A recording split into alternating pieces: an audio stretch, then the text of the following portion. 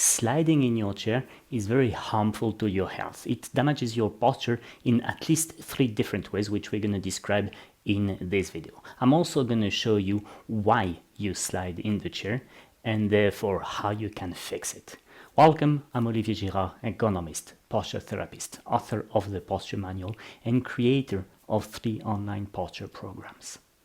Let's focus on the why. Why is sliding in your chair harmful for your health? Well, I told you there are 3 different reasons. Reason number 1 is that when I slide in the chair, I will slouch in my lower back. This increases the pressure on the intervertebral discs and will therefore be an increased risk for disc hernia or bulging disc. Reason number 2, when I slide, as I slouch, my head and shoulders move forward. And you might know from the other videos on my channel that forward head posture is the mother of all neck pains, headaches, migraines, and pain in the upper limb. Thoracic outlet syndrome has a lot to do with forward head posture.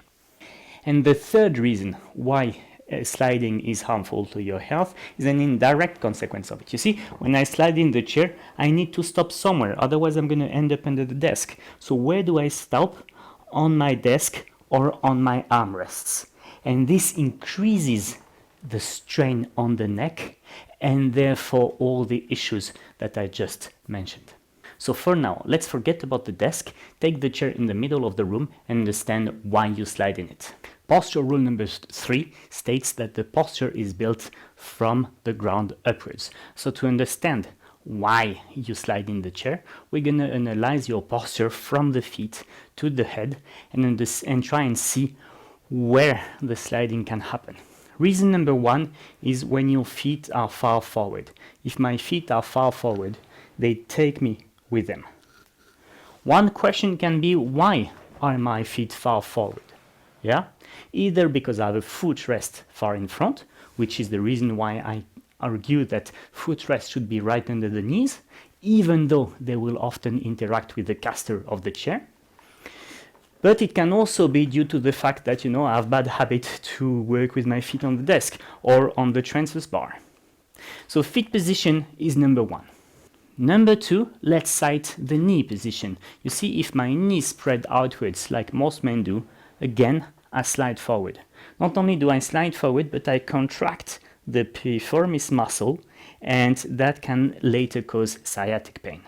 Number 3, well, sitting too low can be a source of sliding because as you sit too low, you compress the hip joint and you'll try to decompress by reopening from above. Number 4, depending on the seat span tilt angle, you can be sliding too. You see, if my seat is forward like it is now, I will have a higher tendency to slide. Number 5, obviously, if this is made of a slippery material such as leather, especially if it's old leather, I will glide. Especially if I have also clothes that facilitate the gliding. I'm thinking satin and things like this. I think we're at number 6 now. You see, when I sit, I need my belt to be supported, just right here. If the lumbar support is too low, I will bring the belt in direction of the lumbar support, and this is called sliding. Moving upwards still, if I stick my shoulder blades to the backrest, I slide. This is because it creates some kind of a torque. You see, if only my belt is pressed on the backrest, the force times the lever arm creates a small torque. But now if I put my shoulder blades, the lever arm is bigger, hence with the same force, the torque is bigger and I will slide. This sliding due to pressing the shoulder blades will of course be increased if the backrest angle is too big, which makes me go like this. So when the backrest is open, I should stay here. I need a headrest, you see, and my line of sight should be up there. These are for the technical considerations. Obviously, there are also organizational considerations. Typically, if you sit for too long in a row, your body will look for movement possibilities and you will end up quickly sliding because you take all kind of weird postures. So my advice is don't stay on your chair for more than 30 minutes in a row. Try and get up twice an hour. And I think the last important reason why you'd be sliding is if you cross your legs, that increases the pressure in the hip joints, and it will lead to slight sliding. And what you need to understand with sliding in the chair is that it's a worsening process, because I slide a bit and then my shoulder blades come on the backrest more and more and more and more, and that increases the sliding. So we really have to be aware the first signs of sliding and fix them right away, because once you're in the process, you won't get out of it that easily.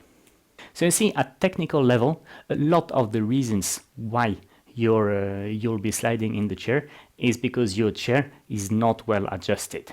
And therefore, well, watch the next video, which is on how to adjust your chair properly. And remember one thing, if you're not too sure how to adjust your workplace, there's a playlist on my channel with people who have sent me the pictures of their workplace plus the authorization to publish the pictures, and I can provide you this way with the free workplace assessment.